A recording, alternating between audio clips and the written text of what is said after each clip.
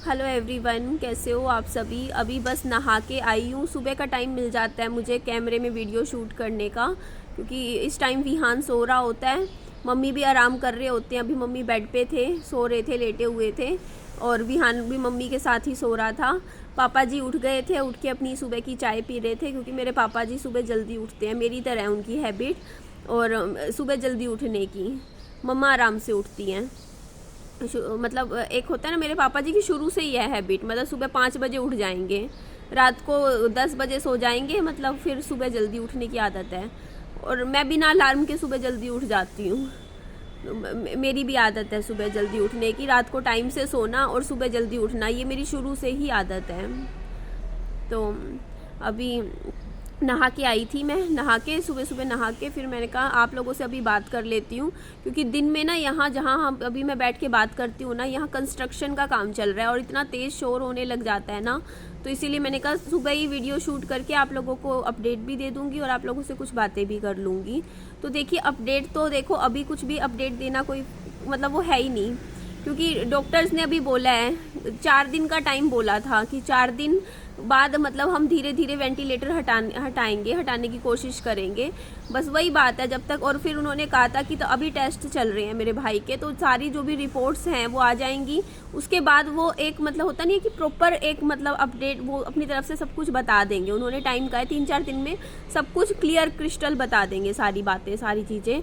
तो अभी जो वेंटिलेटर है वो धीरे धीरे हटेगा, डॉक्टर ने 4 दिन में कहा था, क्योंकि मेजर सर्जरी हुई थी मेरे भाई की, ये गर्दन की सर्जरी हुई थी। तो गर्दन की सर्जरी में क्या होता है ना कि आपकी बहुत बड़ी सर्जरी होती है ये, क्योंकि गर्दन से ही हमारा पूरा शरीर जुड़ा हुआ है।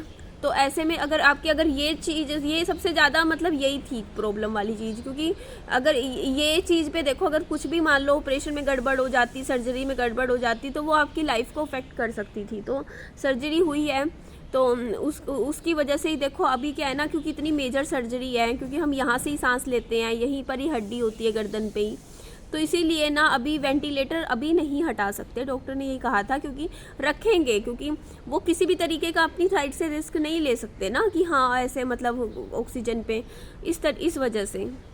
बाकी हार्ट बीट वाला इशू है, उसके लिए डॉक्टर दवाइयाँ दे रहे हैं मेरे भाई को, ताकि दवाइयों से हार्ट बीट बढ़ा देते हैं, मतलब जब तक मेरा भाई स्टेबल नहीं हो जाता। क्योंकि देखो धीरे धीरे जैसे जैसे एक एक दिन निकल रहा है, मेरा भाई देखो थोड़ा बहुत स्टेबल होगा तभी तो उसकी हार्ट बीट्स थोड़ी अप हो जाएंगी, नॉर्मल हो लेवल पे आ जाएंगी। क्योंकि जो नॉर्मल हार्ट बीट होती है वो 60 से 100 के बीच में होती है। अगर आप बहुत अच्छी एक्सरसाइज करने वाले या एथलीट होते हो या रोज़ की रनिंग एक्सरसाइज करते हो, तो आपकी हार्ट बीट 40 तक भी नॉर्मल है। क्योंकि अगर आप सो रहे हो तो स्लीपिंग हार्ट बीट जो है आपकी 45-50 तक भी नॉर्मल होती है।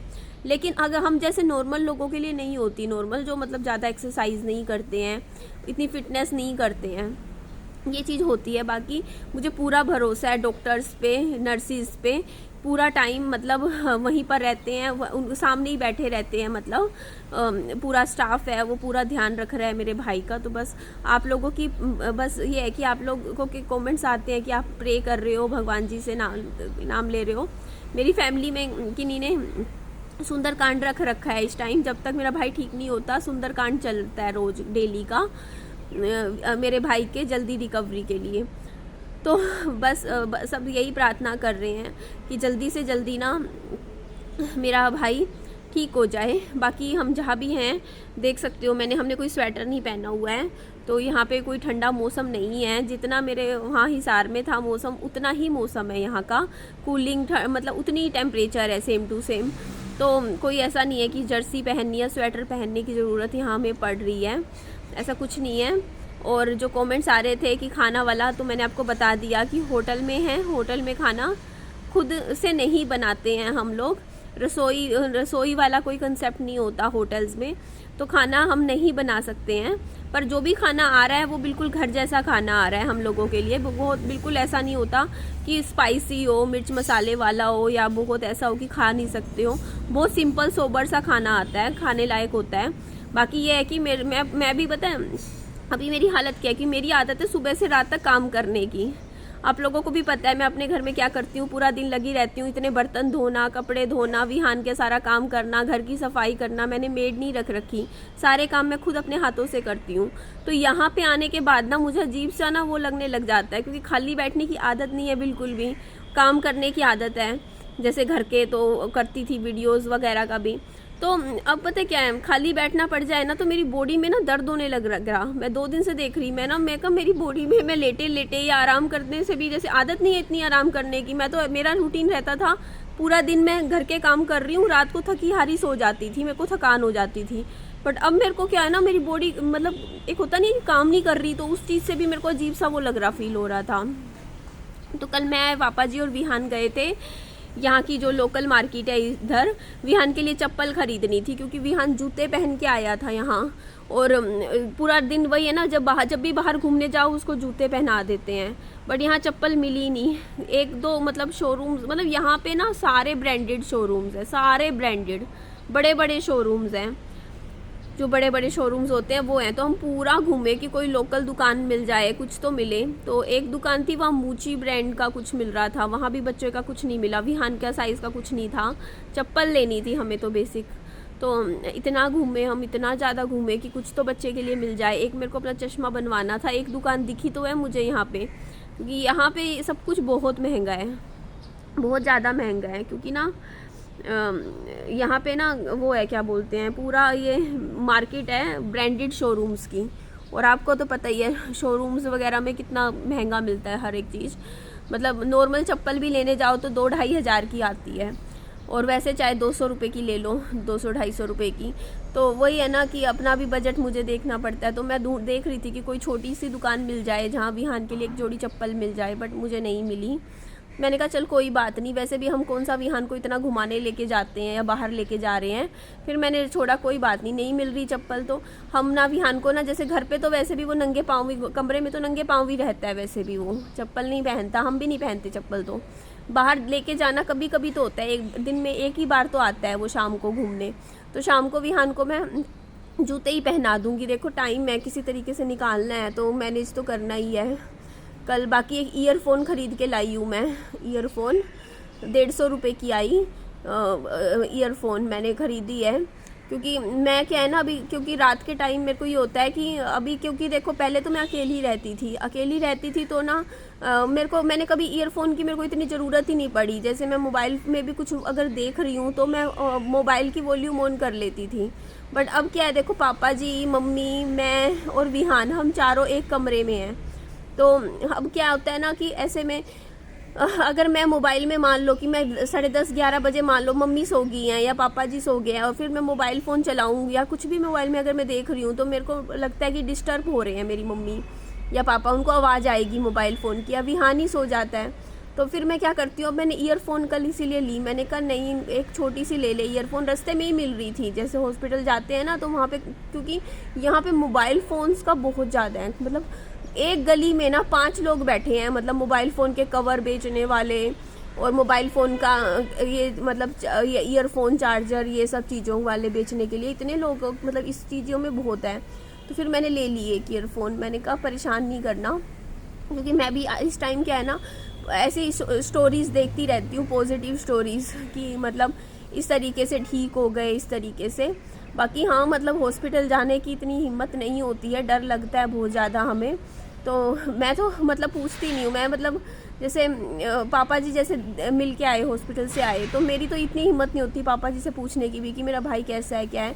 मम्मी पूछते हैं तो मैं चुपचाप बस सुन लेती हूँ, मैं कहती हूँ बस मेरे को आवाज़ आ गई, पता चल गया ठीक है पापा जी ने क्या बोला, क्योंकि डर लगता है यार बहुत ज़्यादा हिम्मत। क्योंकि ना हमारी फैमिली में ना पता नहीं क्या हो रखा है यार, पिछले आप लोग भी कमेंट कर रहे थे कि ये पितृदोष ही हो सकता है, क्योंकि पिछले कुछ सालों में ना हमारे हॉस्पिटल के चक्कर ख़त्म हो ही नहीं रहे हैं। कुछ कर लो, हॉस्पिटल हॉस्पिटल हॉस्पिटल, मतलब आप खुद, आप मेरी पिछली 3-3.5 साल से अगर आप लोग मेरी से शुरू से जुड़े हुए हो ना यूट्यूब के थ्रू, तो आप खुद आप ये बात मानोगे कि हाँ निधि आप सच बोल रहे हो कि आपके हर मतलब महीने ना हॉस्पिटलों के चक्कर ही चल रहे हैं। कभी मम्मी बीमार, कभी अभी देखो मैं भी हॉस्पिटलों के चक्कर में घूम रही थी, मेरी भी पता है दिक्कत रहती है, बट अभी मतलब रिकॉग्नाइज मतलब डायग्नोज नहीं हुआ प्रॉब्लम क्या है। और विहान की दवाइयाँ चल रही 2 साल से, उसके चक्कर में घूम रहे हैं। पापा जी बीमार, उनको ले लेके मैं आईसीयू में घूम रही हूँ। कितनी बार मैं खुद गई हूँ पापा जी के साथ, कभी एम्बुलेंस करवा के, कभी कहीं। उसके बाद मेरे हस्बैंड की बीमारियाँ देखी हैं। मतलब मतलब 24 साल तक ना, जब मैं 24 साल की थी, 24 साल की एज तक ना, हमें ये नहीं पता था कि हॉस्पिटल क्या होता है, दवाइयाँ क्या होता है। मेरी फैमिली में सब ठीक थे, ना मेरी मम्मी को कुछ था जब मैं 24 साल की थी, ना मेरे पापा, ठीक है। और मतलब पूरी फैमिली ठीक थी। और उसके बाद 24 के बाद जैसे मेरी आगे शादी हुई, ठीक है, उसके बाद वहाँ जाने के बाद देखने लगी, वहाँ से मैंने बीमारियाँ देखनी शुरू करी। जब मेरे हस्बैंड के किडनी फेलियर हुआ, किडनी की बीमारी हुई, वहाँ से मैंने देखा कि बीमारियाँ क्या होती हैं। फिर वहाँ से उसके बाद से तो भाई बीमारियाँ पीछा ही नहीं छोड़ रही हैं। जब मेरी शादी हुई उसके बाद से तो मैं बीमारियाँ ही बीमारियाँ देख रही हूँ। मैं अपने ऊपर कष्ट देख रही हूँ। मतलब मेरी ऑपरेशन हुआ था, एक मेजर सर्जरी मेरी भी हुई थी बीच में। और उसके बाद फिर मतलब बच्चे की तरफ से बीमारियां देख रही हूँ मैं, घर में फिर बीमारियां हो गई हैं। मतलब इतना प्रॉब्लम, मतलब हॉस्पिटल के चक्कर ना, मतलब अब अगस्त में जाके ना पता नहीं, या तो देखो क्या होता है, क्या नज़र लगती है, क्या होता है। मतलब कुछ भी थोड़ा सा ठीक चलने लगता है ना सोशल मीडिया पे, जब हम ये कहते हैं ना कि नहीं अब हमारी लाइफ ठीक चल रही है, अब हम खुश हैं, अपनी लाइफ में मस्त घूम रहे हैं, कुछ ना कुछ हो जाता है यहाँ पे। कुछ ना कुछ सच में हमारी लाइफ में कुछ ना कुछ डिस्टर्ब हो जाती हैं चीज़ें। मतलब मैंने ये बात ना अगस्त में बोली थी, 1 अगस्त को, कि नहीं अब से मैं खुश रहूँगी, मेरी लाइफ में सब कुछ सही रहेगा। दोस्तों फ्रेंड्स के साथ मैं घूमने फिरने भी लग गई थी, मैं तैयार भी रहने लग गई थी। आपने मेरी पुरानी वीडियोस देखोगे ना, उसमें मैं बिंदी लगाने लगी थी, चूड़ियाँ पहनने लगी थी कि चल सावन चल रहा है, निधि तू भी हाथों में चूड़ियाँ पहन ले, ठीक है, अच्छे से। मतलब कितना कुछ, मतलब लिपस्टिक, क्या चीज़ें खरीदने लगी थी। मतलब थोड़ा सा एक होता नहीं, अंदर से थोड़े से शौक मतलब होने लग गए थे कि चल थोड़ा शौक करते हैं हम भी अपने थोड़े से, मतलब चीज़ों को, मतलब अच्छे से तैयार होके रहेगी, इस तरीके से मैं थोड़ा सा रहने लगी थी अभी, कि चल नहीं थी अच्छे से रहना है। और तो अभी चूड़ियाँ वगैरह, उस दिन भी जिस दिन मेरे भाई की न्यूज़ आई, मैंने हाथों में हरे रंग की पूरे कांच की चूड़ियाँ पहन रखी थी, फिर मैंने बाद में उतार दी वो चूड़ियाँ। अब देख लो हाथों में कुछ नहीं पहन रखा है, ना कानों में, वरना मैं कानों में भी पता नहीं क्या क्या, मतलब मेरे को भी खुद से हो रहा था कि नहीं निधि मैं अच्छे से रहूँगी, अब से तैयार होकर अच्छे से रहा करूँगी, अपनी चीज़ें अच्छे कपड़े पहना करूँगी। मतलब थोड़ा सा होता है ना कि कितनी लाइफ में प्रॉब्लम्स पीछे देखी, तो मन में था कि नहीं यार अब थोड़ा ठीक रहना है लाइफ में, बट चीज़ें ठीक रहती नहीं है, क्या करें। मतलब मैंने यही बोला यूट्यूब पे भी, मैंने बस अपना नॉर्मल वीडियो डालती थी, मैं कहा मेरे को टेंशन नहीं लेनी किसी तरीके की, मैं अब अपनी लाइफ की भी चीज़ें सही करूँगी। बट ज़िंदगी है ना, कहते हैं ना कि ना कुछ भी आसान तो है ही नहीं लाइफ। हम जैसे लाइफ सोचते हैं वैसी लाइफ चलती नहीं है, हमारे अकॉर्डिंग कुछ नहीं चलता है। बस कहते हैं ना कि अब हमें समझ में आता है कि क्या वैल्यू है ना, ज़िंदगी की क्या वैल्यू है, और कितनी प्रीशियस और टेम्परेरी है लाइफ। हम सोचते हैं ना कि मतलब कितनी मतलब एक एक दिन कितना कीमती होता है इंसान की ज़िंदगी का, और ज़िंदगी का 1 मिनट का आज के टाइम में कुछ नहीं पता। इंसान अच्छा खासा घर से निकलता है हेल्दी एकदम, यहाँ पे कुछ नहीं पता यार, लाइफ इतनी टेम्परेरी हो गई है ना। बस अच्छे से जियो अपनी ज़िंदगी को, अच्छे से लाइफ का एक एक पल अच्छे से एंजॉय करो अपने प्यार लव्ड वंस के साथ अपनी ज़िंदगी को, क्योंकि ये ज़िंदगी इन द एंड, ये चीज़ तो मतलब मैं अपने हस्बैंड के केस में फेस कर चुकी हूँ कि लाइफ बहुत टेम्परेरी है। बस भगवान जी के ये कहती हूँ कि आप लोग मेरे बस भाई के लिए प्रार्थना कीजिए कि बस मेरा भाई इस प्रॉब्लम से बाहर निकले, क्योंकि उसकी अभी पूरी ज़िंदगी आगे की पड़ी है, उसकी पूरी लाइफ पड़ी है। बस वो अच्छे से अपनी लाइफ जिए, अच्छे से अपनी ज़िंदगी जिए। उसको मतलब होता नहीं है, ये कष्ट होते हैं यार, कष्ट होते हैं ज़िंदगी में आते हैं, बस ये कष्ट से बाहर निकले और अच्छी अब सब कुछ ठीक हो जाए। मैं बस भगवान जी से रोज़ यही प्रार्थना करती हूँ। आप लोग भी मेरे भाई के लिए प्रार्थना कीजिए कि मेरा भाई जल्दी से जल्दी ठीक हो जाए और पहले जैसा हो जाए, बिल्कुल जल्दी से जल्दी हो जाए। बस ये है कि 4-5 दिन की बात है, 4-5 दिन में जैसे डॉक्टर कुछ बोलेंगे सब कुछ मैं आप लोगों के साथ शेयर कर दूँगी।